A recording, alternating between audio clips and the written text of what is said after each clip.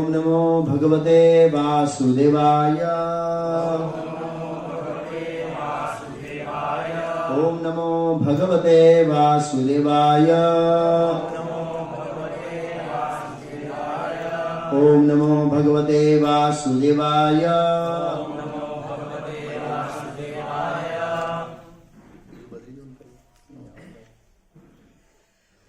श्रीमद् भागवतम स्कंद 1 अध्याय 16। परीक्षित ने कलयुग का स्वागत किस तरह, सत्कार किस तरह किया। श्लोक संख्या 31।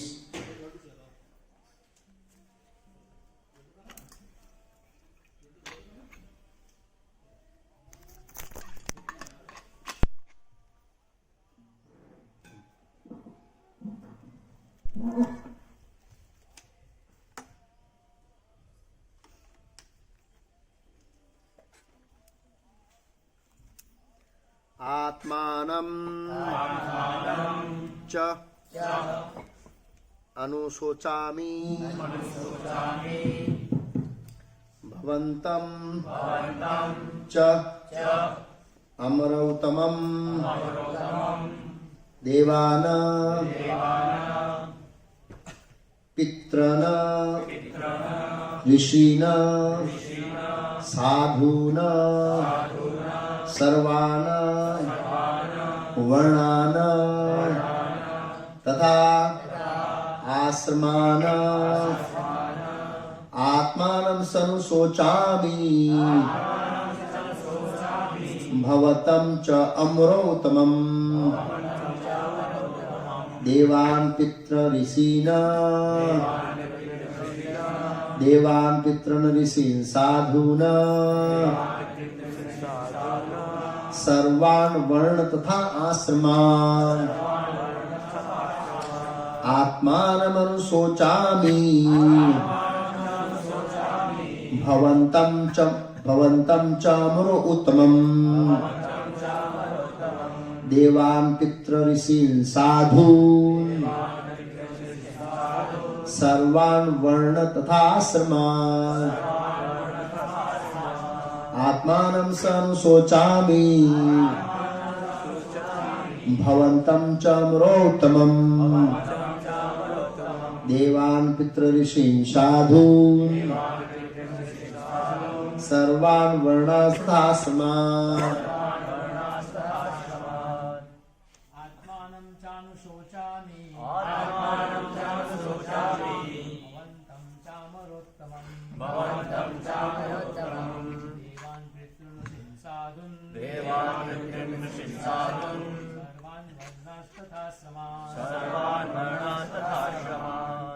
मत है।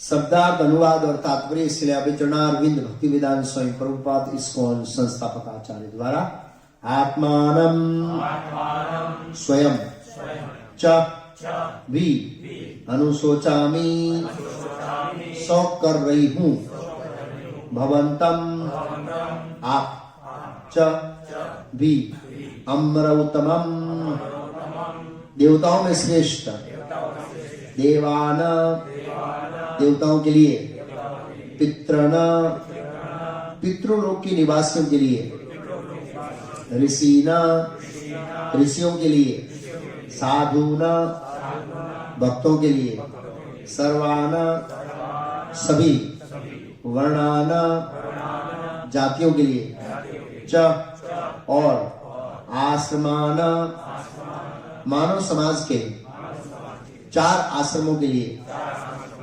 अनुवाद मेरे पीछे दोहराई है। हे देवताओं में श्रेष्ठ मैं अपने विषय में तथा आपके विषय में और उसी के साथ ही साथ सभी देवताओं ऋषियों पितृलोक के निवासियों भगवत भक्तों तथा वर्णाश्रम धर्म के पालक सभी मनुष्यों के विषय में सोच रही हूँ। तात्पर्य, मानव जीवन को पूर्ण बनाने में मनुष्यों देवताओं ऋषियों पितृलोक के निवासियों भगवत भक्तों तथा वर्णाश्रम धर्म की वैज्ञानिक पद्धति का योगदान रहता है।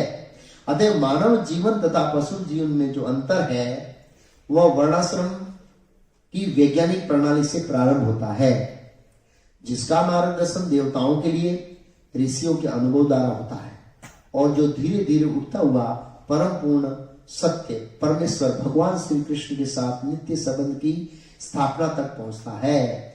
जब ईश्वर कृत वर्णाश्रम धर्म जो पशु चेतना का मानव चेतना में और मानव चेतना का ईश्वरीय चेतना में विकास के निमित्त होता है, मूर्खों की प्रगति के द्वारा छिन्न कर दिया जाता है, जिससे शांतिपूर्ण प्रगतिशील जीवन का सारा ढांचा चरमरा जाता है। कलयुग में विस्तर सर्प का पहला आक्रमण ईश्वर कर्त वर्णाश्रम धर्म पर होता है। फल स्वरूप योग्य ब्राह्मण शूद्र कहलाने लगता है और शूद्र की योग्यता वाला ब्राह्मण बन जाता है। ये सब जन्म के झूठे अधिकार से होता है। जन्म के दावे से ब्राह्मण बनना प्रामाणिक नहीं है, भले ही इसे किसी एक शर्त की पूर्ति होती हो।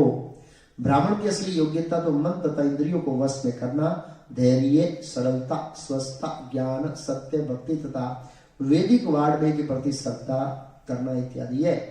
आधुनिक युग में आवश्यक योग्यता पर विचार नहीं किया जाता। यहाँ तक कि रामचरितमानस के अत्यंत लोकप्रिय रचयिता भी झूठे जन्म के अधिकार को समर्थन लिया जाता है। यह सब कलयुग का प्रभाव है। अतएव गो रूप पृथ्वी माता दयनीय दशा पर शोक व्यक्त कर रही है। ओम अज्ञान तिमिरांधस्य ज्ञानांजन शलाकया चक्षुरुन्मीलितं येन तस्मै श्री गुरुवे नमः।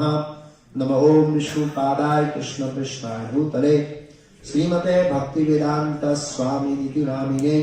नमस्ते सारस्वती देवे गौरवाणी प्रचारिणे निर्विशेष शून्यवादी पास्यादरे सदा निरे।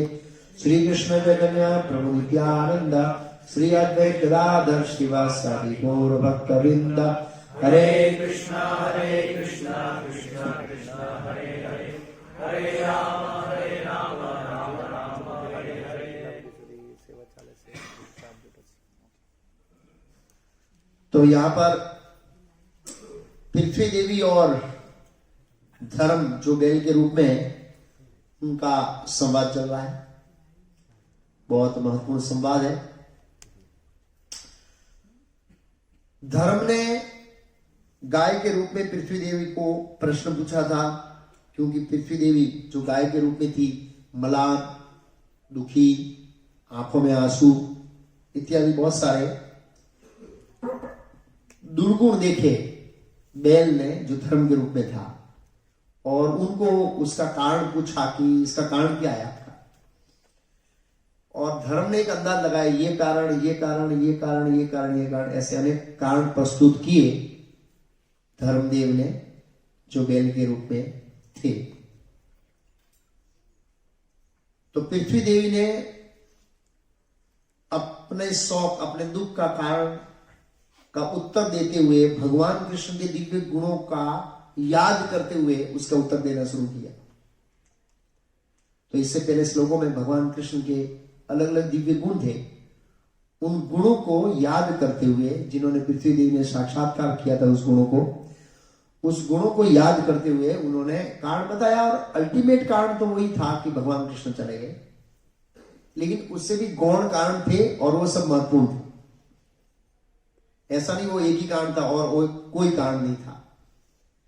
और जितने भी गौण कारण थे, उनके दुख के, उनके शौक के, उनके मलान पड़ने के इत्यादि, वो भगवान कृष्ण चले जाने के कारण थे। ये भी हमें समझना चाहिए। तो इस श्लोक में पृथ्वी देवी डायरेक्ट कारण बता रही है कि मैं किसके लिए शौक कर रही हूं, इसलिए शब्द का प्रयोग च अनुशोचामी। तुम किस लिए शौक कर रहे हो? स अनुशोचामी, मैं इसलिए इतने लोगों के लिए शौक कर रहा हूं, इन लोगों के लिए और इन कारण से शौक कर रही हूं। ये दो पॉइंट बताया। किन किन लोगों के लिए शौक होता है ना, कोई व्यक्ति की शौक अपने लिए करता है, या मित्र के लिए करता है, या संबंधी के लिए करता है, या देश के लिए करता है, किसके लिए शौक कर रहा है और उस शौक का कारण क्या है, वो दो चीज का उत्तर देगी पृथ्वी देवी। तो शौक का कारण जो उन्होंने बताया कि प्रधान कारण है भगवान का विरह, आगे भी एक दो श्लोकों में बताएंगे ऐसे। पृथ्वी देवी बता रही आगे के श्लोक में, प्रभु कोई जरूर नहीं है प्रभु है, कुछ भक्त बहुत जगह खाली प्रभु, बहुत बड़ा हॉल है, कोई बात नहीं चलेगा। तो पृथ्वी देवी खास करके भगवान का वीरा सौकर्य है, क्योंकि जब भगवान कृष्ण चलते थे, जब तक भगवान कृष्ण इस दुनिया में थे तो अलग अलग लोगों को वीरा हुआ था। सबसे पहला वीरा हुआ वसुदेव देवी की क्यों कहां चले गए, व्रज में चले गए, लेकिन पृथ्वी को वीरा नहीं हुआ। फिर व्रज से वापस मथुरा चले गए तो व्रजवासियों को वीरा हुआ, लेकिन पृथ्वी देवी को नहीं हुआ।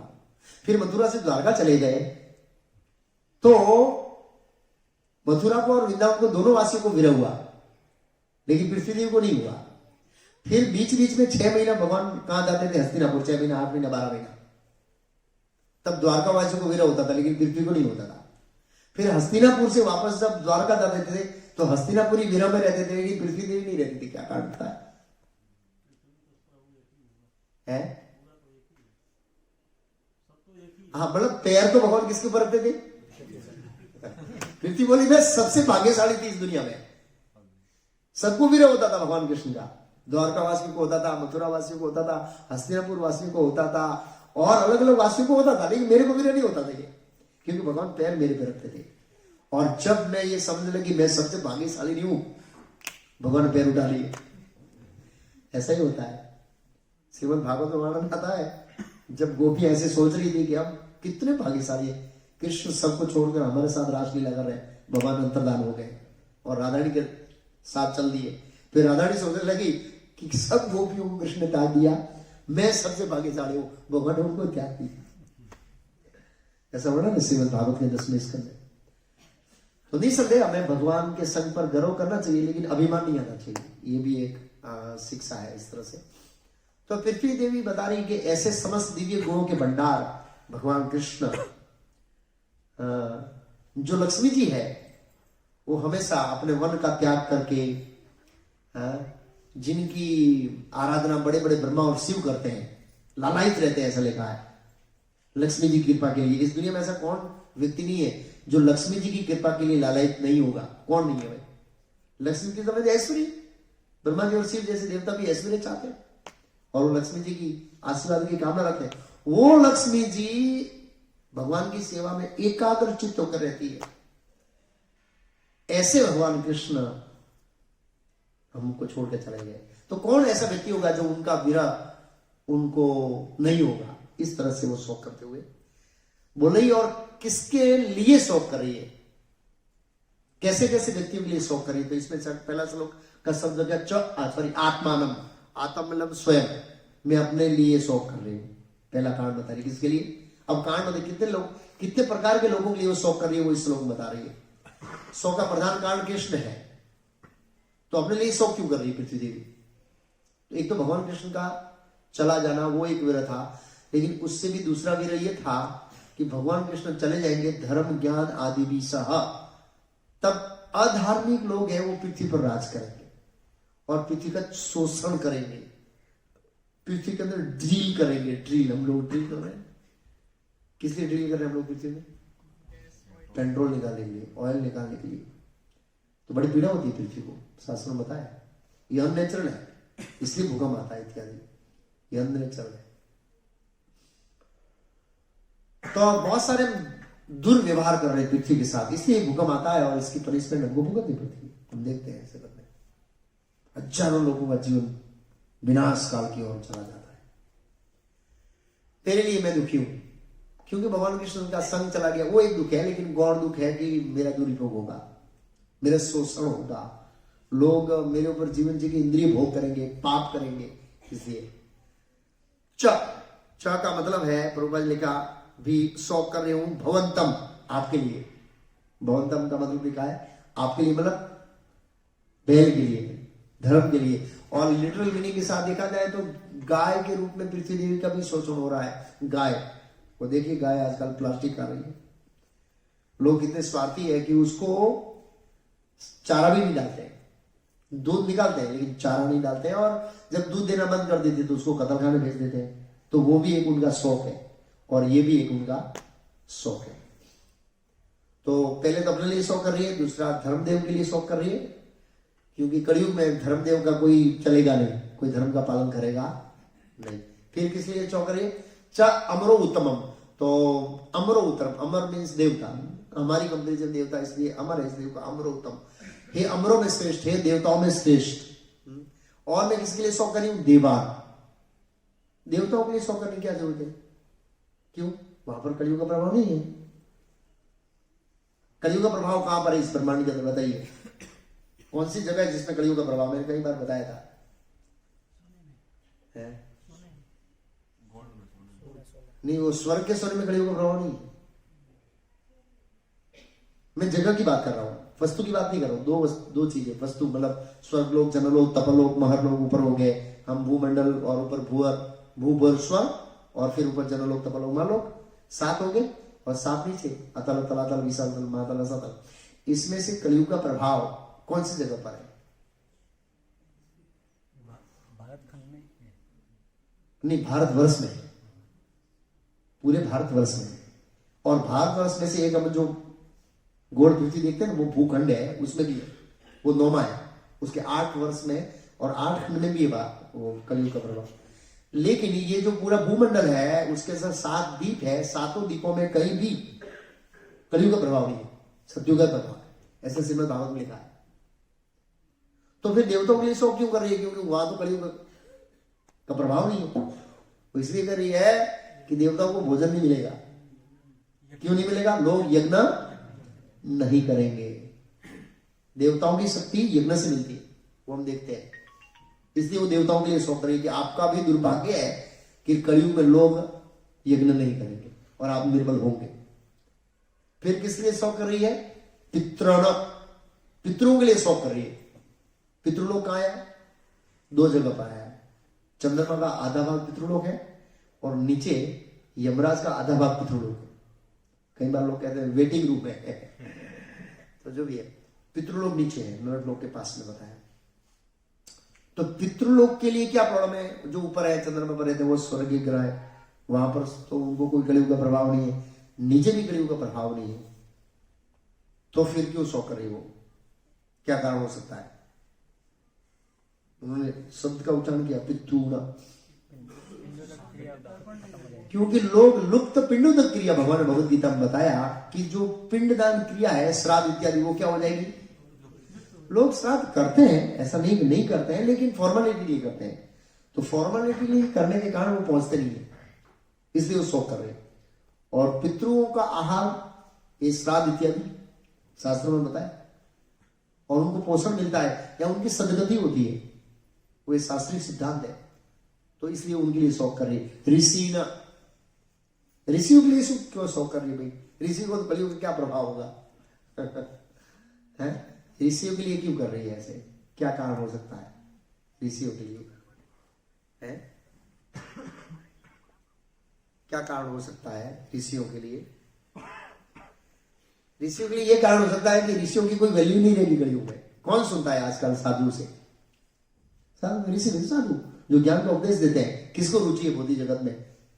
कोई नहीं। इसलिए ऋषि लोग है ही नहीं। इसलिए क्या करेंगे ऋषि लोग? ऋषि लोग जब होंगे जब लोग भगवत कथा सुनेंगे, समझेंगे, आचरण करेंगे इत्यादि। और ऋषि का मेन काम है शास्त्रों को साक्षात्कार करके आएगा। प्रभुपाद जी तात्पर्य में लिखा है ऐसे, जिनका मार्गदर्शन देवताओं के लिए ऋषियों के अनुभव द्वारा होता है। देवता ऋषि लोग है, शास्त्रों का अनुभव करके कुछ सिद्धांत देते हैं, इनके लिए शौक करे। फिर किसके लिए करे? साधुओं के लिए कर रही है। ऋषि एक दर्जा ऊपर होता है, साधु नहीं सामान्य भक्त भगवान का। प्रभुपाद जी ट्रांसलेशन भगवत भक्त लिखा है, भगवत भक्तों के लिए भी शौक कर रही है। क्यों भाई भक्तों के लिए शौक क्यों कर रही है? उनको वातावरण नहीं मिलेगा भक्ति करने के लिए। क्या नहीं मिलेगा? हाँ, हम देखते हैं भक्ति के कंप्लीट ऑपोजिट वातावरण है कलयुग के अंदर। ऐसे वर्जेश्वर प्रभु से चर्चा कर रहा था कि आज सुबह मंगला आरती है, मैं बोला छुट्टी है कैसे? बोला हाँ प्रभु, प्रभु ये छुट्टी लेना पड़ता है, देते नहीं है। और वो लोग उत्साहित करते हैं कि संडे को भी छुट्टी ना गिराओ।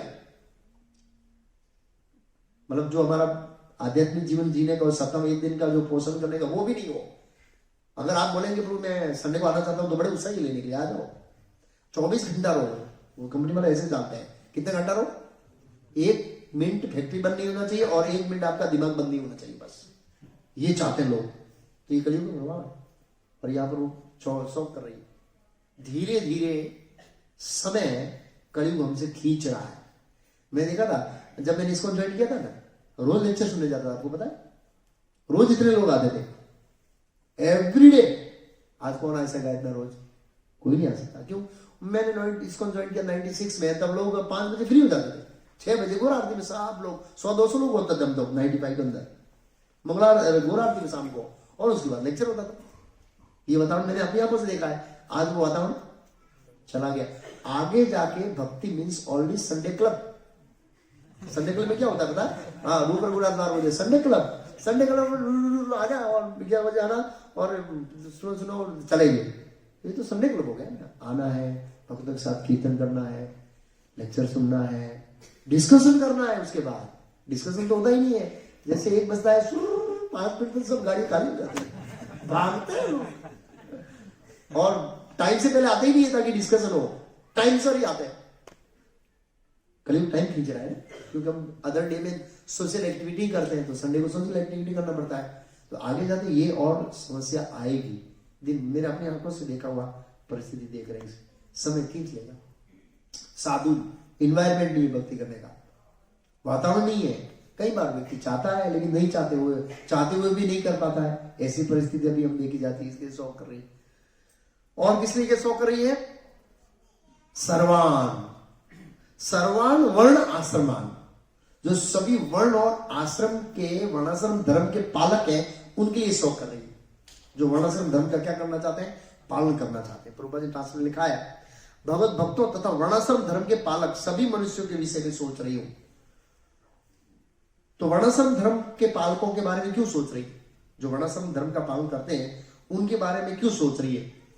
क्योंकि प्रभुपाद जी तात्पर्य में लिखा है, कलयुग का पहला, प्रभुपाद जी बताया, कलयुग में विषधर एवं सर्प का पहला आक्रमण ईश्वर कृत वर्णाश्रम धर्म पर होता है। कलयुग ने पहला आक्रमण किसके ऊपर किया बताया? वर्णाश्रम धर्म। तो वर्णाश्रम धर्म तो एक सिस्टम हुई, लेकिन कलयुग ने पहला आक्रमण कौन से व्यक्ति पर किया? किसी को बताया? ब्राह्मण वर्ग पर। क्यों? ब्राह्मण वर्णाश्रम धर्म का क्या है? सिर है। जब सिर ही नहीं होगा तो क्या होगा? आप दिशाहीन जाएंगे। तो आज समाज दिशाहीन जा रहा है, इसका कारण क्या है? सिर नहीं है। सिर मीन्स ब्राह्मण, और ब्राह्मणों का कार्य है लोगों को मार्गदर्शन देना। आज समाज के अंदर सबसे ज्यादा कमी है मार्गदर्शन की, इसलिए लोग भटक रहे हैं। आज इस्कॉन प्रभुपाद जी ने संस्था बनाई है तो हम आदेश दे रहे हैं, मतलब उपदेश दे रहे हैं, तो लोग सुनने आ रहे हैं ना। और कौन से मंदिर में ऐसे सुनने की व्यवस्था है? बहुत कम। आओ, घंटी बजाओ कुछ दान दो, खाओ पियो, चले जाओ। इस श्रवण कीर्तन का जो प्रोग्राम है, ये हृदय को शुद्धिकरण करने का जो प्रोग्राम है ना, वो तो श्रील प्रभुपाद जी ने दिया है। शास्त्रों का अध्ययन के ऊपर जोर देना, माला करने का जोर देना, ये तो प्रभुपाद जी ने सिस्टम बनाई है। और कलयुग का प्रभाव के कारण। तो सर्व वर्ण और आश्रमान, तो वर्णाश्रम में पहला आक्रमण किया ब्राह्मण के ऊपर, और दूसरा आक्रमण किसके ऊपर किया?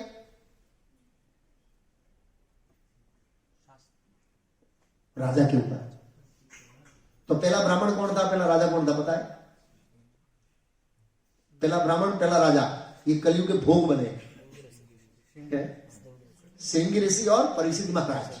नहीं संदेह, परीक्षित महाराज भगवान के भक्त है, उनको ये नहीं बोल सकते कि कलयुग के भोग बने। लेकिन कलयुग ने बुद्धि लगाया कि राजा इतना सक्षम है कि इसको हटाना अनपॉसिबल, डायरेक्ट अटैक नहीं कर सकता हूं। और श्रीमद् भागवत में ऐसा लिखा है कि देवता भी परीक्षित महाराज का आह्वान नहीं कर सकते, इतने शक्तिशाली थे वो, आह्वान नहीं कर सकते थे वो युद्ध के लिए, इतने शक्तिशाली थे। क्यों? ये शक्ति इसलिए थी, वो भगवान कृष्ण के महान भक्त थे। श्रीमद् महाभारत में वर्णन आता है कि अर्जुन ने भी देवताओं से युद्ध किया, कई बार देवताओं को हराया भी। वो इसलिए, हालांकि देवता शक्तिशाली है, लेकिन उन्होंने इसलिए हरा पाए कि वो भगवान कृष्ण के भक्त थे। भगवान कृष्ण के भक्त नहीं है तो शायद ऐसी शक्ति नहीं होती जो कि देवताओं को क्या करे, परास्त करे। इस तरह से ओके। तो ये कथा श्रीमद् भागवत के आगे आएगी, किस तरह कलयुग ने दो लोगों पर आक्रमण करके वर्णाश्रम धर्म पर प्रहार किया। वर्णाश्रम धर्म को तोड़ा क्यों है कलयुग ने?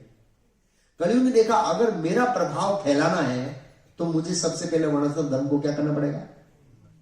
तो धर्म को, वर्णाश्रम धर्म को तोड़ने के लिए सबसे पहला प्रहार उन्होंने सिर पर किया, और सिर मीन ब्राह्मण। सेकंड प्रहार उन्होंने भुजाओं पर किया, जो उनकी रक्षा करने वाले थे, सिर की और सबकी रक्षा करने वाले थे, उन भुजाओं पर किया, मतलब राजा पर किया। तो एक कथा आती है कि परीक्षित महाराज शिकार करने के लिए जा रहे थे, वन के अंदर गए और उनको प्यास लगी भगवान की योजना से। देखो इसमें हम जैसे भगवान की योजना बोल रहे हैं तो हम श्रृंगी ऋषि को क्यों दोष दे रहे हैं, ये भी एक पॉइंट है, उसको क्लियर करना बहुत जरूरी है। भाई भगवान की योजना से उनको प्यास लगी, ऐसा उसमें लिखा है भागवत में।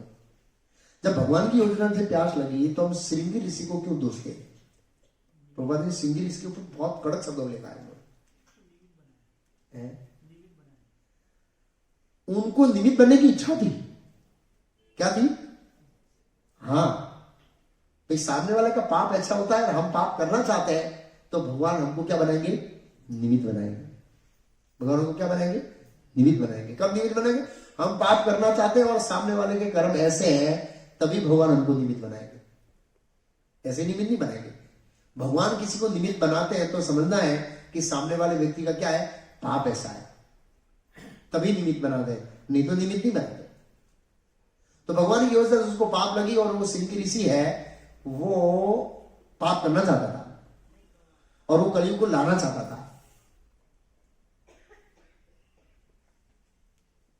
तो परिस्थिति ऐसी उत्पन्न हो गई कि प्यास बहुत लगने के कारण वो एक्साइटेड हो गए परीक्षित महाराज, और समीक ऋषि की झोपड़ी थी उसमें गए परीक्षित महाराज, और वो तो एक तुरीय अवस्था में, समाधि में एक अवस्था, तुरीय अवस्था। तुरीय अवस्था मतलब वो है जिसमें बाह्य अवस्था का भान नहीं रहता है, उसको तुरीय अवस्था कहते हैं।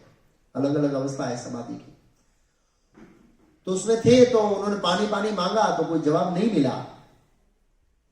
हाँ, जवाब नहीं मिला तो उन्होंने लगा कि ये ढोंग कर रहा है। अब लोगों की समझ ये है कि परीक्षित महाराज ने कलयुग को अलाउ किया था कि आप सोने में बैठ जाना, और उनका मुगट सोने में था इसलिए कलयुग सोने में बैठ गया, वो मुगट सिर पर बैठ गया। तो ये गलत है, ये भागवत में नहीं है। परीक्षित महाराज की बुद्धि पर कलयुग बैठ ही नहीं सकता, क्योंकि वो कौन है? भगवान के शुद्ध भक्त है। ये पहली चीज याद रखना, कलयुग का प्रभाव परीक्षित महाराज पर नहीं बैठ सकता। उन्होंने भगवान की योजना से उड़ाना,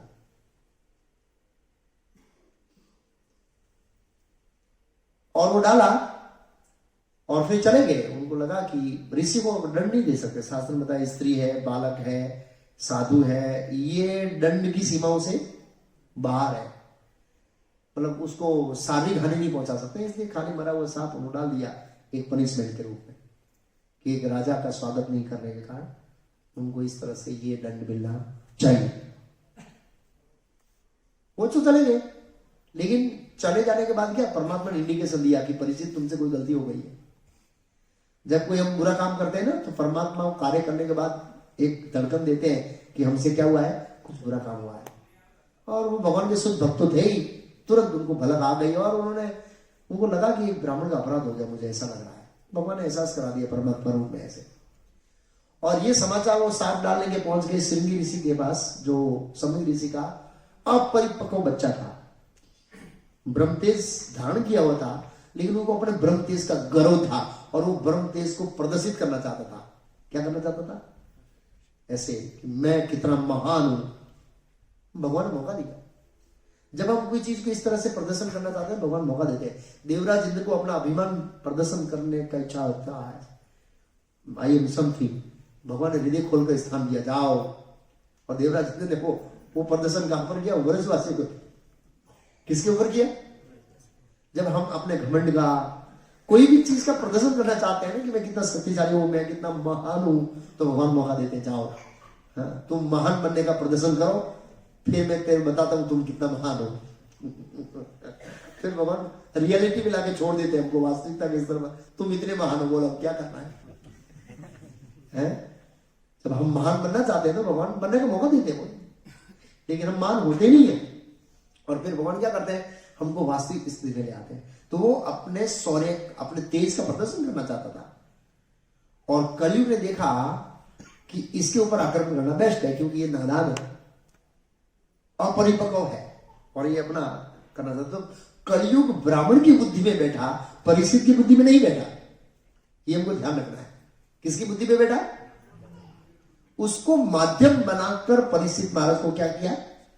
हटाया, श्राप देके। क्योंकि कलयुग ने कहा जब तक परीक्षित है तब तक मैं एंटर नहीं कर सकता। परीक्षित को कैसे हटाया जाए? तो उन्होंने एक बालक के अंदर छिद्र ढूंढ लिया, प्रभुपाद जी कहते हैं छिद्र, एक छेद ढूंढ लिया और वहां से किया।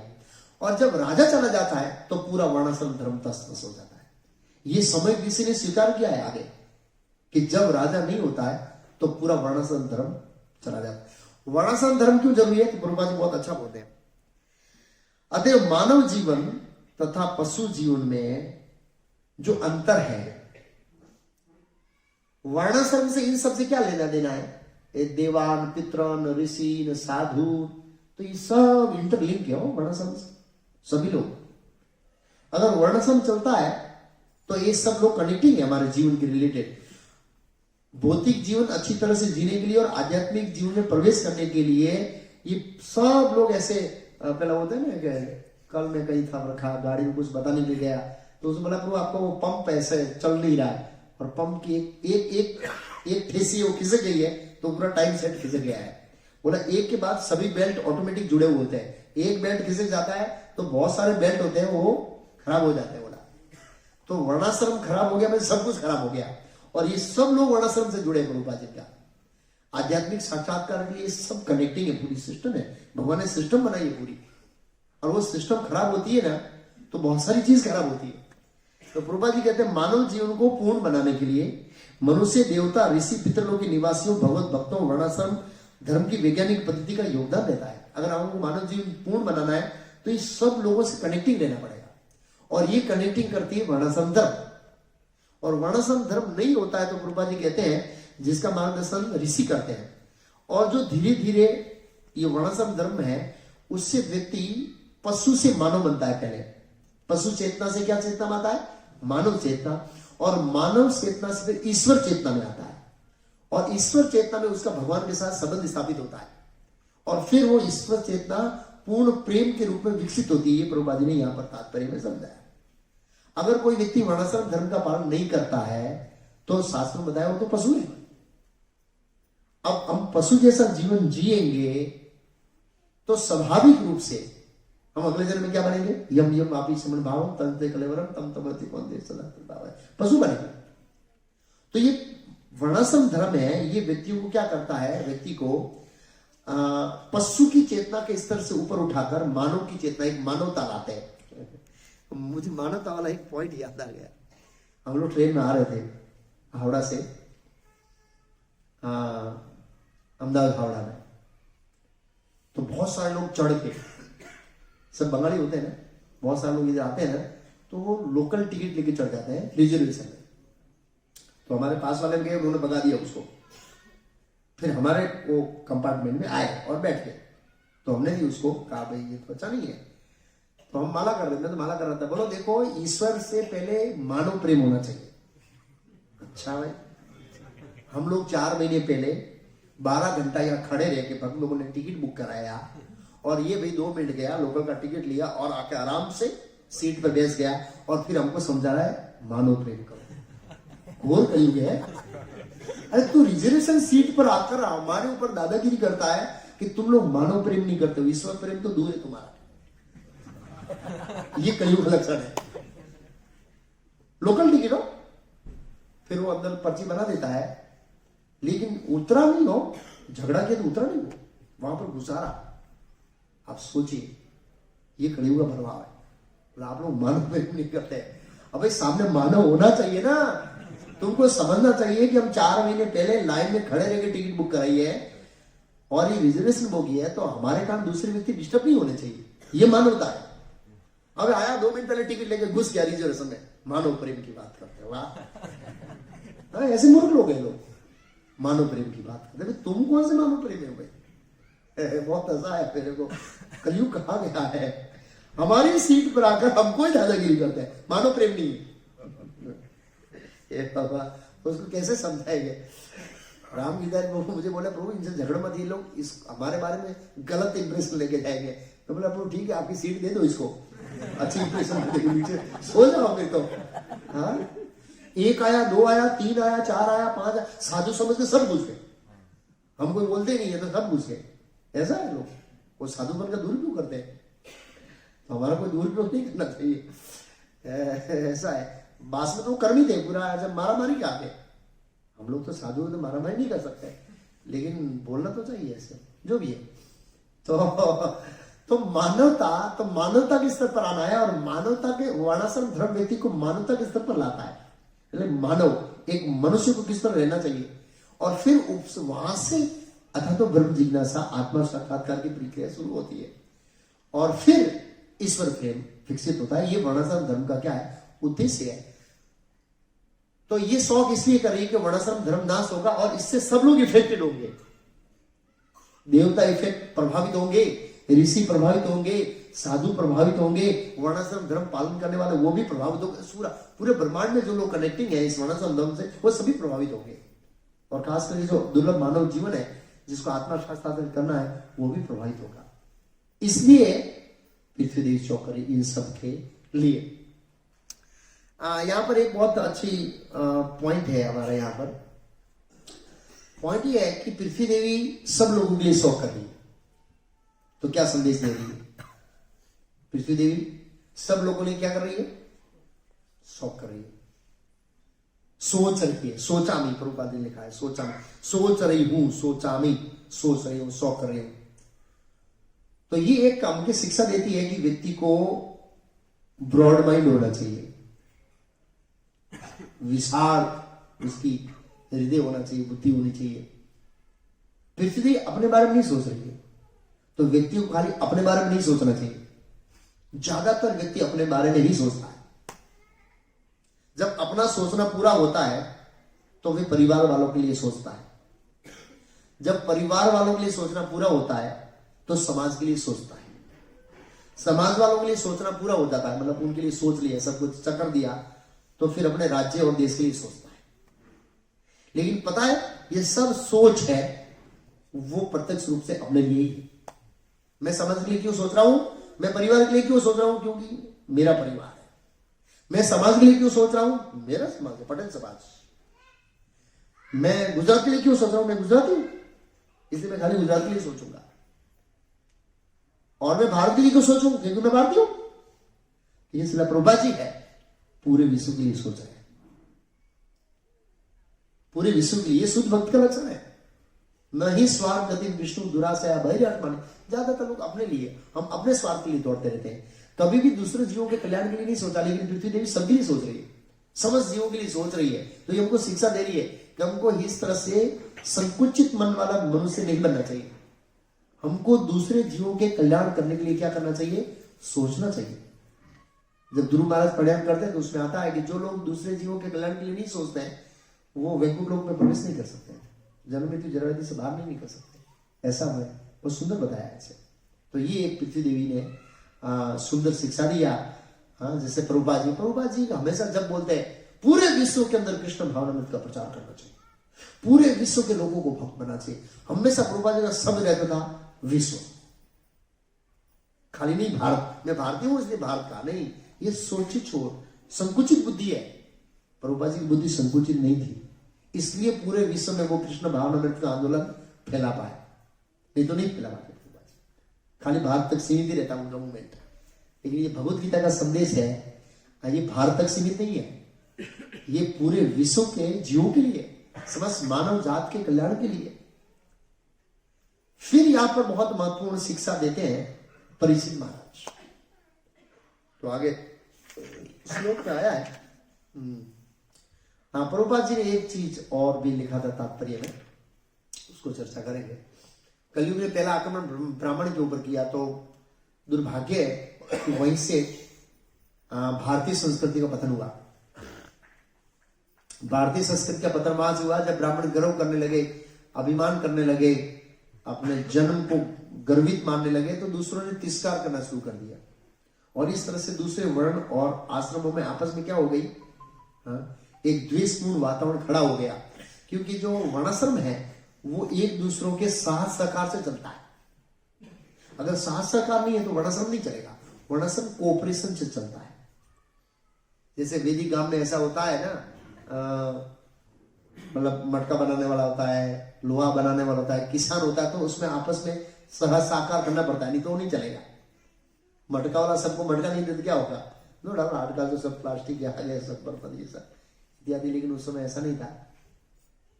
तो कोऑपरेशन, अनाज उगाने वाला, कपड़ा बनाने वाला, ये सब एक दूसरे से जुड़े रहते थे और कोऑपरेशन होता था, उससे वर्णाश्रम धर्म चलता है। वर्णाश्रम धर्म का मेन बेस कोऑपरेशन, अपनी जो जीवन जरूरियात की चीजें हैं वो उगाकर आपस में एक दूसरे को बांटना, ये चलता था।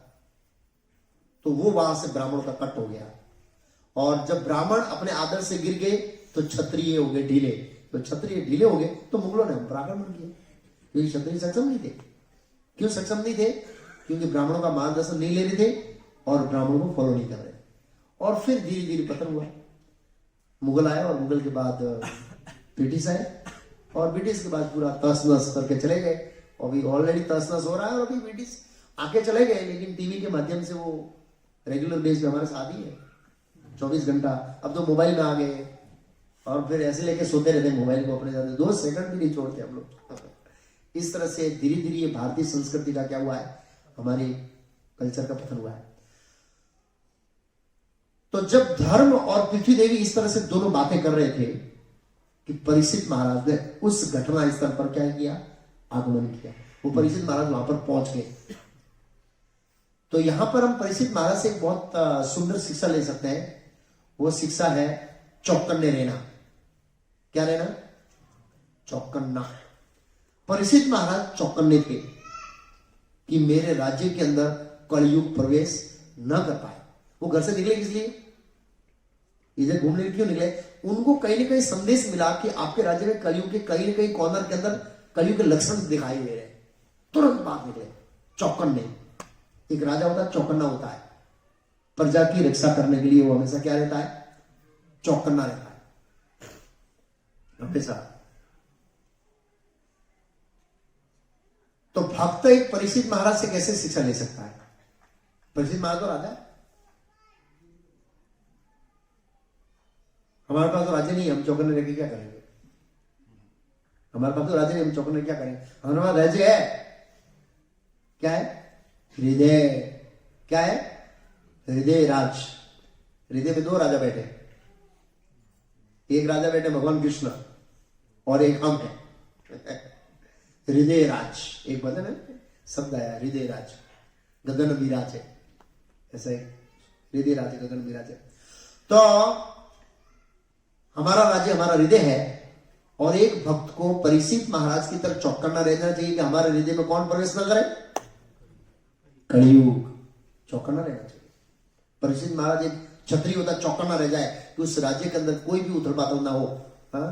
विशेषकर परीक्षित महाराज चौकन्ने रहते थे कि कड़ी उसके ऊपर प्रहार, मेरी प्रजा के ऊपर प्रहार ना करे। कौन? परीक्षित महाराज चौकन्ने रहते थे कि मेरी प्रजाओं के ऊपर कलयुग प्रहार ना करे, एकदम चौकन्ने रहते थे। ऐसे ही हमें चौकन्ना रहना चाहिए। तो कलयुग कैसे प्रवेश कर सकता है? किन किन चीजों से माध्यम से प्रवेश कर सकता है कलयुग हमारे हृदय में? कहां पर चौकन्ने रहने की जरूरत है? तो चैतन्य चेतामृत के अंदर बहुत सुंदर एग्जाम्पल दिया है। भक्ति की तुलना एक खेती बाड़ी से की गई है और भक्ति की तुलना किसके साथ की गई है? किसान। किसान चौकन्ना रहता है। किससे? सुअरों से। पर सौकन भी परेशान रहता है बेचारा। सबसे ज्यादा भी समस्या है खेती में किसकी? इधर कोई शाकभाजी नहीं करता है। क्यों? सुअरों की परेशानी। इस सुअरों की क्यों परेशानी है? हमारे प्रधानमंत्री जी के कारण नहीं बताऊंगा, आप समझ जाइए। यस, वही कारण है। बहुत गुस्से में सुअर लोग प्रधानमंत्री जी के ऊपर। यहाँ पर वीडियो देख रहे हुए, ऐसा क्या किया प्रधानमंत्री से, पूछ लीजिए उनको। सुअर जाति के साथ बहुत बड़ा अन्याय हो गया है। मजाक नहीं कर रहा हूं मैं, सीरियस बोल रहा हूं मैं, मेरा विषय गंभीर है। भगवान ने सिस्टम बनाया है। जब हम प्रकृति के विरुद्ध जाते हैं तो ऐसी समस्या आती है। हमारे हासोट वाले भक्त है, सब बोलते हैं बहुत समस्या है सुअर, बहुत। कितना खर्चा करना पड़ता है आपको पता है? पहले कोई खर्चा नहीं करता था। हम मैं जब 96 था, कोई बाढ़ नहीं है खेत की, कोई बाढ़ नहीं है। और यहां पर तो झटका मशीन लगाओ, ये मशीन लगाओ, वो मशीन लगाओ, तो भी सूअर कहीं से घुस जाते, नीचे मिट्टी खोद देते हैं, घुस जाते हैं ऐसे। और वो लोग खाते नहीं है, क्या करते हैं? बिगाड़ते हैं। क्यों? गुस्से में। मैंने बताया। अब दूसरे टॉपिक पर जाना है, इसलिए इसका विवरण नहीं करूंगा। तो जैसे किसान है वो चौकन्ना रहता है अपने खेत की रक्षा करने के लिए, ऐसे ही भक्त को चौकन्ना रहना चाहिए। क्यों चौकन्ना रहना चाहिए? तो चैतन्य महाप्रभु रूप गोस्वामी को शिक्षा देते हुए एक खेती बाड़ी की तुलना कर रहे हैं भक्ति से, और भक्त की तुलना कर रहे हैं किसान से। कहते हैं ब्रह्मांड भ्रमिते कौन भाग्यवान जीव, गुरु कृष्ण पाए भक्ति लता बीज। इस ब्रह्मांड के अंदर अनंत जीव है, अनंत जीव है। कोई भाग्यशाली जीव को ये भक्ति का बीज मिलता है, जिससे वो जान सकता है मैं कौन हूं, मैं कहां से आया हूं, जन्म मृत्यु जरा में क्यों घूम रहा हूं, कहां जाऊंगा, मैं कहां से आया हूं। ये सब सोचने का उसको क्या मिलता है? मौका मिलता है। ब्रह्मांड भ्रमिते, बहुत सारा घूम के आया हूं। कौन भाग्यवान जीव, कोई भाग्यशाली जीव को, ब्रह्मांड भ्रमिते कौन भाग्यवान जीव, गुरु कृष्ण पाए भक्ति लता बीज। गुरु और कृष्ण की कृपा से भक्ति लता का क्या मिलता है? बीज। तो बीज होता है तो फिर हम क्या करते हैं? बोते हैं खेत में। तो वो बीज बोने के बाद कौन कौन सी सावधानी रखनी है भक्ति मार्ग में और खेती में, वो यहां पर चैतन्य महाप्रभु बताते हैं। तो सबसे पहली सावधानी क्या रखनी है? एक बीज बोने के बाद किसान को क्या करना चाहिए? दो चीज का ध्यान देना चाहिए, टाइम सर पानी और टाइम सर खातर। दो, ये दो नहीं मिलेगा तो क्या होगा पता है? सूख जाएगा। तो भक्ति मार्ग में एक बार हमारों को हृदय के अंदर ये बीज मिल गया, उसके बाद हमको क्या करना है? पानी डालना है। वो सुबह तो डालना ही 4:30 बजे वो तो डालना है, दूसरा पानी डालना है। यहां पर लिटिल मीनिंग मत ले जाओ, नहीं तो तकलीफ हो जाएगी। क्या लिखा है? माली हैया करे से बीज आरोपण, माली होकर वो बीज आरोपण करना चाहिए। श्रवण कीर्तन जले करे सिंचन, सिंचन करना चाहिए। श्रवण कीर्तन रूपी, ये श्रवण और कीर्तन है, ये भक्ति का पोषक है। श्रील प्रभुपाद जी श्रीमद् भागवत के 4थे स्कंद के 12वें अध्याय के तात्पर्य में, ध्रुव महाराज जब भगवान के धाम चले जाते हैं, वहां पर लिखते हैं कि ध्रुव नारद मुनि को गर्व हुआ, गर्व अपने शिष्यों पर, और वो एक्साइटेड हो गए और किसी को बोलना चाहते थे अपने शिष्य की महिमा, और सीधे पहुंच गए प्रचेताओं के यज्ञ में। कहां पर पहुंच गए? और वहां पर जाकर ध्रुव महाराज का गुणगान गाने लगे। बोला मेरे शिष्य तो बहुत है, व्यासदेव है, इंद्रदुम्न है, बहुत सारे शिष्य मेरे, लेकिन ध्रुव जैसा कोई शिष्य नहीं है। क्यों? बोला एक ही जन्म में भगवत प्राप्ति किया। और उन नारद मुनि बोले मुझे गर्व ऐसे शिष्य पर। प्रभुपाद जी तात्पर्य लिखा है कि कोई व्यक्ति गंभीरता से पूरा जीवन कृष्ण के बारे में श्रवण करता है तो भगवत धाम जा सकता है। और उसमें प्रभुपाद तात्पर्य लिखा, मेरे गुरु महाराज ने कहा है, और भक्ति सिद्धांत महाराज ने कहा, मैं चाहता हूं मेरा प्रत्येक शिष्य इसी जन्म में भगवत धाम जाए। प्रभुपाद जी ने कहा है तेरे गुरु महाराज चाहते हैं मेरा प्रत्येक शिष्य इसी जन्म में भगवत धाम जाए, और उसके लिए क्या होना पड़ेगा? मात्र ध्रुव महाराज की तरह गंभीर होना पड़ेगा श्रवण करने के लिए। ये प्रभुपाद तात्पर्य लिखा है। ये श्रवण विधि ऐसी है कि ये बीज से लेकर प्रेम तक में भी चलती रहती है, ये बंद नहीं होती। श्रवण विधि बहुत पावर है श्रवण के अंदर। अगर हम इसको गंभीरता से लिया जाए श्रवण करने का, तो हम अपने आप को देखेंगे हम भक्ति में क्या कर रहे हैं? प्रगति कर रहे हैं। तो श्रवण कीर्तन जले करे सिंचन। अब पानी डाला तो पौधा क्या आया? जब पौधा खिलता तो सबसे पहले कौन आता है? छोटा पौधा आता है, बकरी आती है। कौन आती है? बकरी। ये बकरी की तुलना किसके साथ की गई है? बकरी की तुलना प्रजल्भ के साथ की गई है। किसके साथ की गई? प्रजल्भ। ये प्रजल्भ क्या है पता है? प्रजल्भ मीन्स ऐसी बातों को डिस्कस करना जिसको भक्ति से कोई लेना देना। हम आते हैं सत्संग में और यहाँ पर गजीबों में बैठ के, अभी बैठे हैं लोग हैं, क्षमा करना, टप्पे मारते हैं, राजनीति की टप्पे मारते हैं, ये टप्पे मारते हैं, वो टप्पे मारते हैं। कोई टिफिन ले जा रहा है, अच्छा ये भी कर रहा है, वो घूम रहा है, वो बात कर रहा है, ऐसी पंचायत करते रहते हैं। उसको प्रजल्भ कहते हैं। श्रवण में, कीर्तन में, जप में ध्यान नहीं देते प्रजल्भ। तो सबसे पहले बकरी आती है और किसान भगा देता है। अब पैदा हो गया बड़ा, अब बकरी खा नहीं सकती, बकरी के झोंड से बाहर निकल गए। तो पेड़ बड़ा होता है, बकरी के झोंड से क्या हो जाते हैं? बाहर होते हैं। फिर कौन आता है खबर? हाथी बाद में आता है। तो लाए नहीं हाथी को, थोड़ा धीरे धीरे। उसके बाद ऊंट आता है, ऊंट ऊंचा होता है। तो ऊंट की तुलना किसके साथ की गई है? हाँ, उससे पहले मैं बता देता हूँ ये भक्ति लता कहां तक पहुंचती है, लेकिन वो पहुंचने से पहले क्या ऑब्स्टेकल है। तो आगे बताया, उपजिया बाड़े लता ब्रह्मांड भेदी जाए। ये जो भक्ति लता है वो बीज निकलता है तो ये ब्रह्मांड को छेद देती है।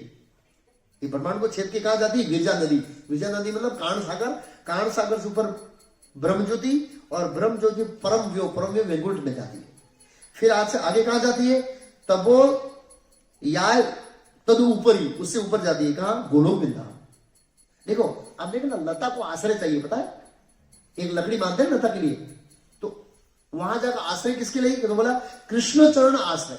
वो कृष्ण के चरण में जाके आश्रय लेगी, वो लता होती है ऐसे, वो करे आरोपण, वो वहां जाके अटक जाती है। क्या? भक्ति लता। लेकिन वहां पहुंचने से पहले तहां विस्तरिया कृष्ण प्रेम फल, वो वहां पर उसका फल मिलता है। ये भक्ति लता का फल भौतिक जगत में नहीं हो, इसका फल कहां पर है? आध्यात्मिक जगत में है पूरा फल। जब कृष्ण के चरण में जाके अटक जाएगी ये, कृष्ण के चरण में हम ये क्या बोलते हैं, लता को अटक देंगे, तो वहां पर हमको फल मिलेगा, कृष्ण प्रेम, स्पिरिचुअल वर्ल्ड के अंदर, आध्यात्मिक जगत में। तहां विस्तरेला हिया प्रेम फल है, प्रेम फल यह माली है नित्य श्रवण आदि जल। लता वहां पहुंच गई है, फिर भी माली यहां भौतिक जगत में क्या करता है? जल डालता है, सिंचन करता है, सिंचन करता रहता है। ये श्रवण क्रिया है ना, ये चलती रहनी चाहिए, यही प्रसिद्धि है उसकी, गोलोक में पहुंच जाती है। तो पहले बकरी आई, बकरी के बाद दूसरा कोई आया, थोड़ा बड़ा ऊंचा वाला, और उसके बाद ऊंट आया। तो ऊंट की तुलना किसके साथ की गई है? उपशाखा। उपशाखा मतलब किंतु यदि लतारे संगे उठे उपशाखा। उपशाखा मतलब वही आप पास में देखेंगे ना, इधर नजर डालेंगे, बाद में प्रसाद लेने के बाद, हाथ धोने के बाद देखना, उपशाखा है बहुत सारी। चंदन के पेड़ लगाए हैं, बहुत सारी उपशाखा है। उपशाखा मतलब घास इत्यादि। आप वो पानी डालते हैं, खाद डालते हैं ना, तो घास लोग खा जाते हैं, और जो मेन पेड़ है ना उसको मिलता नहीं है, इसलिए वो पेड़ इतना ही इतना रहता है। लगता है पेड़ उग रहा है लेकिन उगता नहीं है। ऐसे ही हम तिलक लगा देते हैं, कंठी लगा देते हैं, ऐसा लग रहा है भक्ति में प्रगति कर रहे हैं, लेकिन वहीं पर अटके हुए हैं। क्यों? पानी और खाद दूसरा घास, भक्ति को पोषण नहीं मिल रहा है। और सुंदर उपमा लिया ऐसे है? क्या होती है? भुक्ति मुक्ति वांछा। ये अलग अलग स्तर के पशुओं की तुलना की। भुक्ति मुक्ति, भोग की वांछा, मुक्ति की वांछा, यह तो असंख्य तार लेखा, ये ऐसी असंख्य है। फिर क्या है? ऊंट की तुलना की गई है आगे।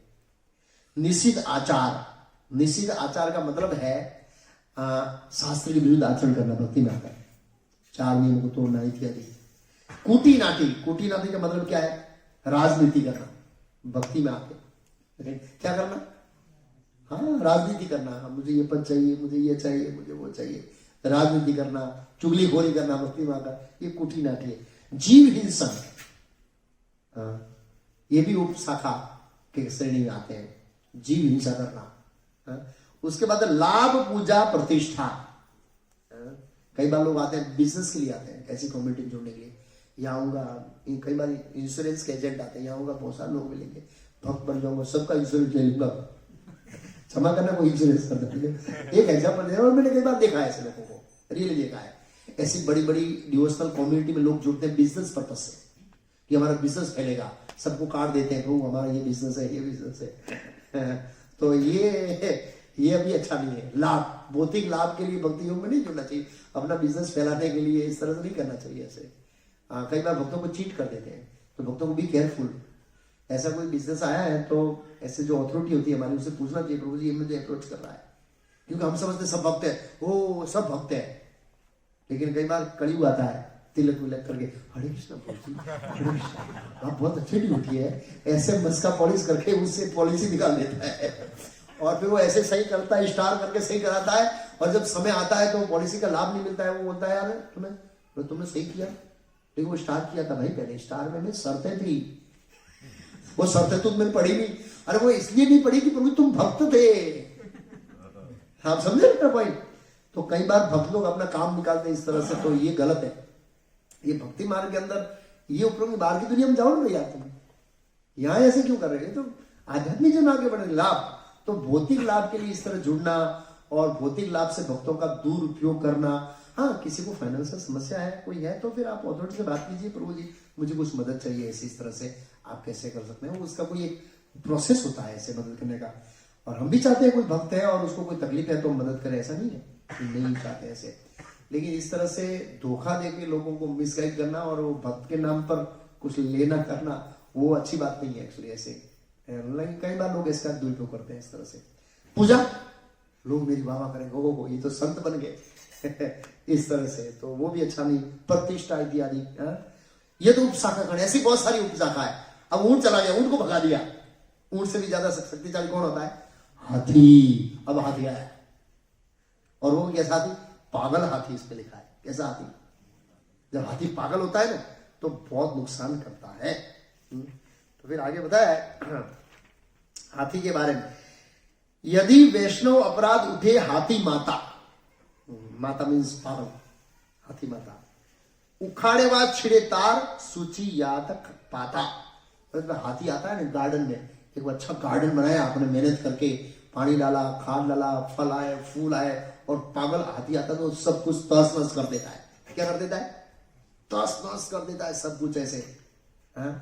तो ऐसे हाथी की तुलना वैष्णव अपराध से की गई है। किसके अपराध से की गई है? पद्म पुराण में अंदर आता है कि भक्ति मार्ग के अंदर 10 अपराध होते हैं। कितने अपराध होते हैं? 10 अपराध होते हैं भक्ति मार्ग के अंदर। उसमें से पहला अपराध है वैष्णव अपराध। कैसा अपराध है? वैष्णव का मतलब जो भगवान विष्णु का भक्त है और भक्ति कर रहा है, उनका अपराध करना, वो वैष्णव अपराध है। और बिना काम के, कई काम के हम लोग बिना काम के कमेंट करते हैं, ये ऐसा है, वो वैसा है, वो वैसा है, वो वैसा है। और हम लोग बिना काम के दूसरों के अंदर दोष देखते हैं। ऐसे हमको, हमारे दोस्तों को दिखते नहीं है हम दूसरों को दोष देते हैं। निसंदेह दोष दे सकते हैं, लेकिन हमको अधिकार होना चाहिए दोष देखने का। जैसे गुरु है तो गुरु स्वाभाविक रूप से शिष्य के अंदर दोष देखेगा। एक माता पिता है, उनको अपने पुत्र के अंदर दोष देखने का अधिकार है। क्यों? और वो दोष नहीं देखेगा तो उसको सुधारेगा कैसे? अगर एक बच्चे को सुधारना है और उसको परिपक्व बनाना है तो उसके अंदर दोष देखना पड़ेगा, उनकी गलतियां देखना पड़ेगा। तो वो अपराध नहीं है। एक बाप देखता है वो अपराध नहीं है।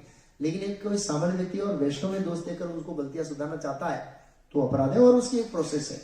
अगर हमको कोई गलती दिखे, कोई वैष्णव गलती करता है, तो फिर हम अथॉरिटी बोल सकते हैं। पहला है उस व्यक्ति से बोला जाए, हमको लगता है इसको नहीं बोल सकते हैं तो उसकी अथॉरिटी बोला जाए, प्रभु मेरे धंधे में आया, ये भक्त गलती कर रहा है। बस आपको इतना एक तटस्थ भाव से बोलने से हमको अपराध नहीं लगेगा। और फिर दूसरे तीसरे अपराध होते रहते हैं।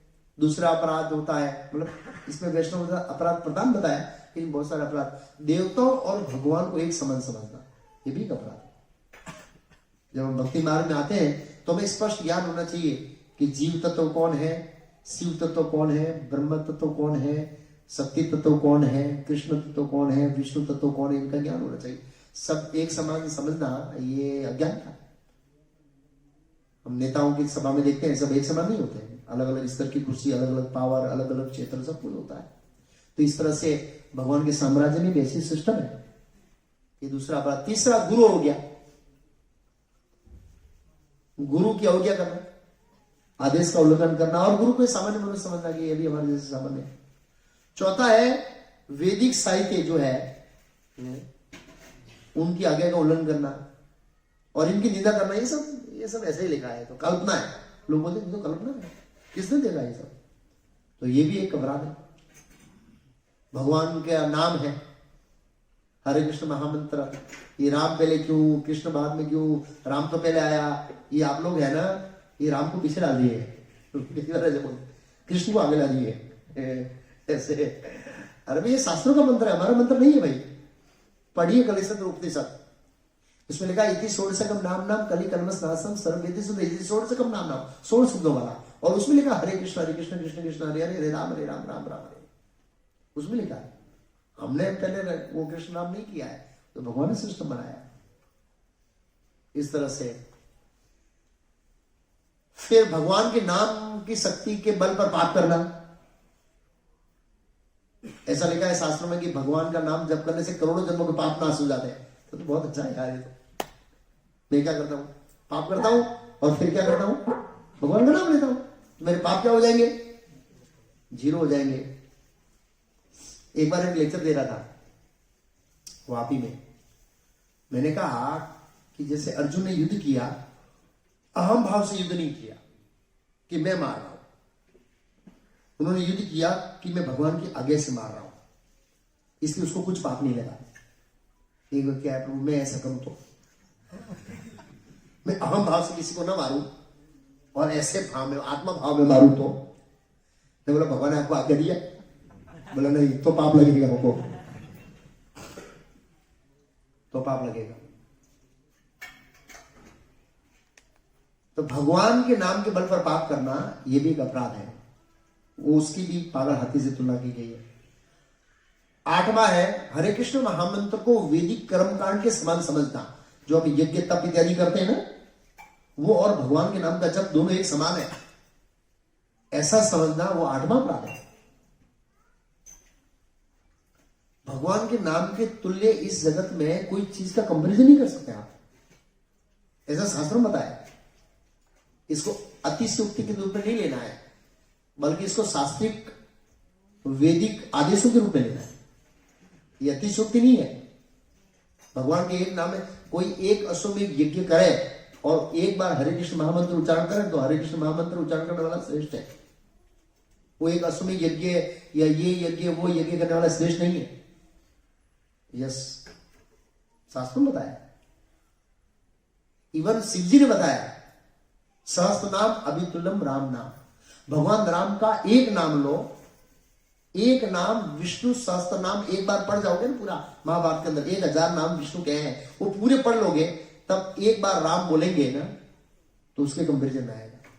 आप सोचिए, मेरे बीच बोलिए हरे कृष्णा कृष्णा कृष्णा हरे हरे, हरे राम राम राम हरे हरे। कितनी बार विष्णु सहस्त्र नाम हो गया पता है? 4000 बार। कितनी बार? हमने 4000 बार विष्णु का नाम ले लिया है। वैसे 4 नहीं 8 बोलता हूं, लेकिन मैं खाली राम को रिलेट कर रहा हूं इसलिए। हरे कृष्ण महामंत्र राम का नाम कितनी बार आता है? एक राम नाम विष्णु सहस्त्र नाम जो लिखा है महाभारत के अंदर, विष्णु के 1000 नाम, पहले श्लोक से लेकर अंतिम श्लोक को पढ़ेंगे ना, एक बार राम बोलेंगे तो उसके बराबर होगा। ये सीजी का स्टेटमेंट है।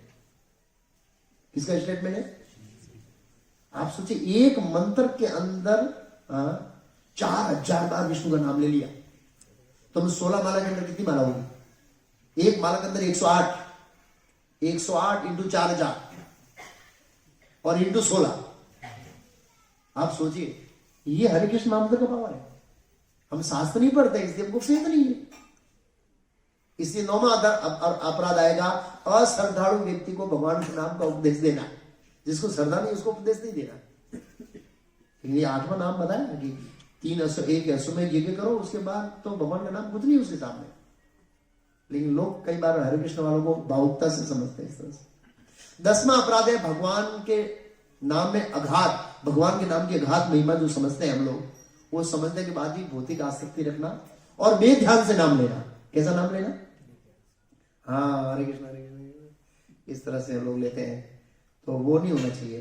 भगवान का नाम आदर ध्यान के साथ लेना चाहिए हमको। ऐसे नहीं सकते, भगवान का नाम कहीं भी ले सकते हैं, कभी भी ले सकते हैं, उसमें बुरी बात नहीं है, लेकिन उसके ऊपर ध्यान होना चाहिए।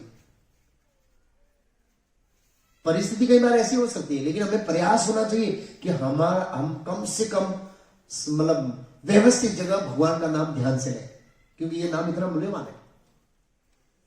तो यहां पर लिखा है यदि वैष्णव अपराध उठे, तो ये अपराध सब मिलकर अंततः में वैष्णव अपराध बनते हैं। वैष्णव अपराध सबसे ज्यादा होता है। यदि वैष्णव अपराध उठे हाथी माता, उखाड़े वा छिड़े तार, सुखी आए पाता, सुसी आए पूता।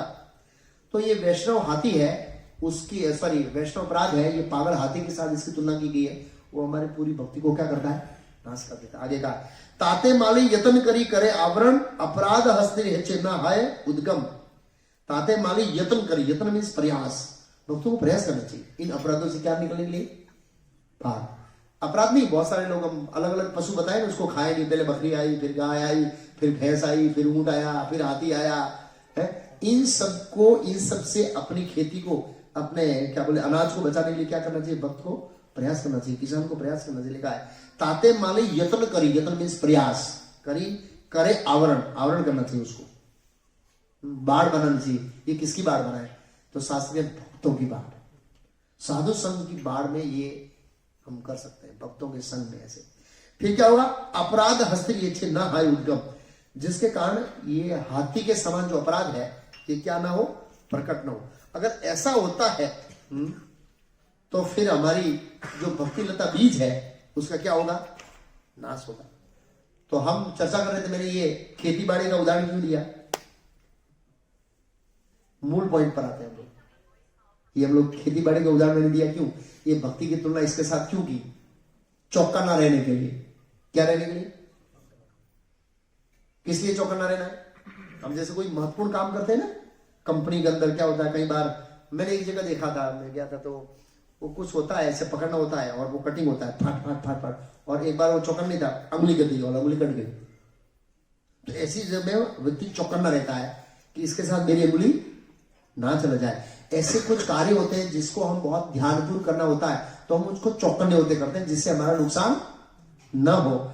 ऐसी ही भक्ति जो है हमको चौकन्ने होकर करना चाहिए।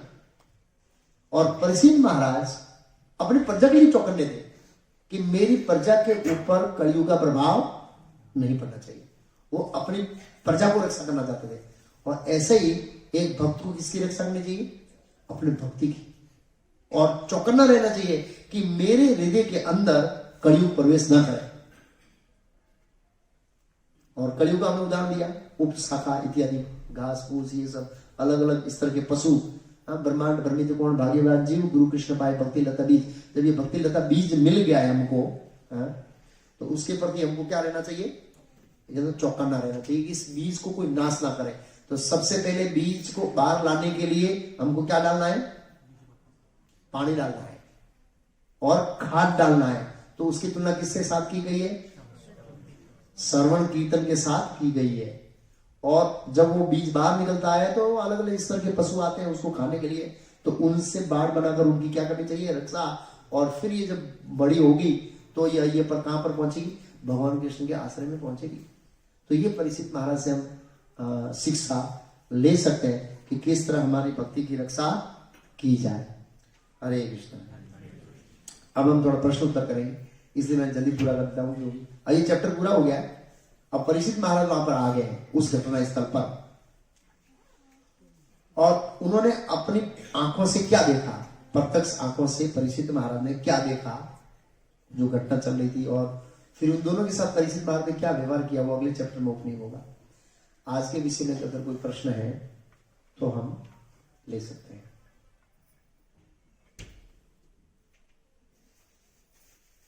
किसी को कोई प्रश्न? कई बार प्रश्न होते बहुत होते हैं और फिर समय नहीं होता, इसलिए जल्दी पूरा कर देता हूँ ताकि हम प्रश्न उत्तर कर सकें। हाँ बोलो। भक्ति मार्ग में चौकन्ने रहने के बाद भी एक बार ऐसी स्थिति आ जाती है कि विवश होना पड़ता है। चौकन्ना रहने के बाद भी ऐसी चीजें का आक्रमण होता है, ऐसे ऐसे पशुओं का आक्रमण होता है। कोई शरीर की समस्या आ गई या शरीर की समस्या आ जाती है। हाँ, लेकिन अगर भक्ति में चौकन्ने है, शरीर की समस्या है, तो मानसिक रूप से कोई व्यक्ति हर्षपुष रह सकता है, कॉन्शियसनेस, चेतना से। पितामह भीष्म शरीर की दृष्टिकोण से बहुत पीड़ित अवस्था में थे, लेकिन मन स्ट्रॉन्ग था उनका, तो असर नहीं हुई उनकी भक्ति का। तो ऐसे हो सकता है शारीरिक अवस्था में हम बीमार पड़ सकते हैं, सकते हैं, लेकिन अगर मानसिक और बौद्धिक रूप से स्ट्रांग है तो कोई प्रॉब्लम नहीं है। जैसे प्रभुपाद जी बॉम्बे में थे और वो ट्रांसलेशन कर रहे थे, प्रभुपाद जी का शरीर काम नहीं कर रहा, प्रभुपाद जी बोले मेरी बुद्धि काम कर रही है, बुद्धि मन काम कर रहा है और उस फ्रूट और दूध पे मेरी बुद्धि चलेगी, खाली फ्रूट दूध लेते थे, अनाज की जरूरत नहीं है और मैं ट्रांसलेशन करूंगा। प्रभुपाद जी कहते थे खाली फ्रूट और दूध लेकर ट्रांसलेशन, मेरी बुद्धि काम कर ऐसे। तो मक्कम अगर हम आध्यात्मिक दृष्टिकोण से मक्कम है तो शरीर भी मजबूर हो जाएगा चलने के लिए, और भक्तों को छोटी मोटी बीमारी के लिए असर होना ही नहीं चाहिए ऐसे, लगना नहीं चाहिए कि हम बीमार हो गए ऐसे। खासकर ब्रह्मचारी का बीमारी से हल जाते हैं तो अच्छा नहीं है। छोटी मोटी बीमारी असर ही नहीं होनी, जैसे योद्धा होता है 2-4 बाढ़ लगे हैं जा छोड़ता है, जब तक कुछ कट नहीं जाता तब तक वो सीरियस नहीं लेता है। दो ऐसे जा ऐसे नॉर्मल लगा, ऐसे बाढ़ घुस गया निकाला फेंका फाड़ कर दूसरा छोड़ा। ब्रह्मचारी ऐसे मेंटली स्ट्रांग होना चाहिए, बॉडी भी शारीरिक भावना से असर नहीं होनी चाहिए बहुत। नहीं समझे हम कड़ियों के ब्रह्मचारी है, शरीर पूरे खोखले है लेकिन फिर भी ऐसे होना चाहिए। छोटी मोटी चीज है वो शारीरिक रूप से मतलब असर नहीं करनी चाहिए हमको ऐसे। हाँ 1 मिनट आपका पूरा हो गया। हाँ तो ऐसा वो भी एक आक्रमण है, लेकिन उससे भी हम प्रयास और भगवान को प्रार्थना कर सकते हैं कि ये सही साधन है आपकी भक्ति के लिए, तो बहुत जरूरी है। हाँ भगवान किस स्तर पर रक्षा करते हैं? सभी स्तर पर रक्षा करते हैं, सभी स्तर पर से भगवान को पुकारते हैं और मदद के लिए चाहते हैं और प्रयास करते हैं कि भगवान हमारी मदद करें, सभी स्तर से मदद करते हैं। तो ये श्लोक आया ब्रह्मांड भरमिते कौन भाग्यवान जी गुरु कृष्ण पाए भक्ति लता बीज। गुरु और कृष्ण दोनों की कृपा बताइए, उनकी कृपा से वो बीज मिलता है, वो बीज दिया भगवान ने, मतलब रक्षा की हमारी बुद्धि जगत से ना। ये भक्ति मिलना ये बहुत दुर्लभ है, शास्त्र पढ़ेंगे तो पता लगेगा। बाहर देखिए हम ट्रेन में, जब ट्रेन में कितने अज्ञानी थे ऐसे ही बस एक खाना पीना सोना और कोई एक्टिविटी नहीं है, नहीं और एक्टिविटी मोबाइल देखना, खाना पीना सोना। जो खाते खाते कंटाल जाता है तो मोबाइल खोलता है, मोबाइल में क्या देखेगा, देख देख के कंटाल जाता है, फिर बंद करता है और बंद करता है फिर सो जाता है, फिर उठता है भूख लगती है फिर खाता है, फिर उठता है तो क्या करता है कंटाल जाता है मोबाइल खोलता है, यूट्यूब करता है, ये चैनल खोलता है, फिर कंटाल जाता है रखो, क्योंकि ये भी क्या है सिर दर्द देख वैसे तो अननेचुरल कंडीशन है। फिर जो तो ये एक्टिविटी थी उसके सिवाय व्यक्ति क्या है, वो जीवन में है ही नहीं। तो ये भक्ति मिलना ये बहुत बड़ी चीज है, तो इसको गंभीरता से लोग नहीं ले रहे। तो भगवान हेल्प किया, बीज दिया, भक्तों का संग दिया, इस तरह से हेल्प करते हैं अलग अलग स्तर पर। और जब हम भक्ति की पराकाष्ठा पर पहुंच जाते हैं, पांडव जैसे भक्ति के स्तर पर पहुंच गए, तो वहां पर फुल सपोर्ट, पूरा प्रत्यक्ष रूप से भगवान आए, परमात्मा रूप में नहीं, प्रत्यक्ष रूप से। और जैसे जैसे स्तर होता है, भगवत गीता श्लोक है ये यथा माम प्रबंधते, आप जिस तरह से मेरे शरणागत होंगे उस तरह से भगवान मदद करें। सीधी भाषा में आप पूर्ण शरणागत है, भगवान व्यक्तिगत रूप से मदद करेंगे। आप इतने योग्य नहीं है पूर्ण शरणागत, तो परमात्मा रूप में मदद करेंगे। और इतने भी कम योग्य हैं तो भक्तों के संग से मदद करेंगे। कोई भक्त आके मदद करेगा आपको कि प्रभु आपके जब अच्छे नहीं हो रहे हैं, आपका रीडिंग अच्छा नहीं हो रहा है, आपका मनोभाव अच्छा नहीं है, बोलेंगे तो समझना वो भगवान का है। प्रभुपाद जी भगवत दर्शन वितरण कर रहे थे, किसी ने बोला स्वामी जी भगवत दर्शन तो अच्छा है, कोई प्रॉब्लम नहीं है, लेकिन ये पब्लिश होता चलता है, कुछ स्थायी लिखिए, स्थायी भागवतम जैसे कुछ स्थायी लिखिए। प्रभुपाद जी तुरंत क्लिक किया, ये भगवान ने भेजा है, मेरे गुरु ने भेजा इसको, भागवतम लिखिए, तुरंत लिख दिया। तो इस तरह से भगवान अलग अलग स्तर पर भक्तों को उनकी आध्यात्मिक स्तर के अनुसार मदद करते हैं। हम किस स्तर के हैं उस स्तर से भगवान मदद करते हैं। ओके, अब एक प्रश्न ले सकते हैं खाली। अनाउंसमेंट। श्रीमद् भागवतम की जय, श्रीला प्रभुपाद की जय। कृष्ण हरे कृष्ण हरे कृष्ण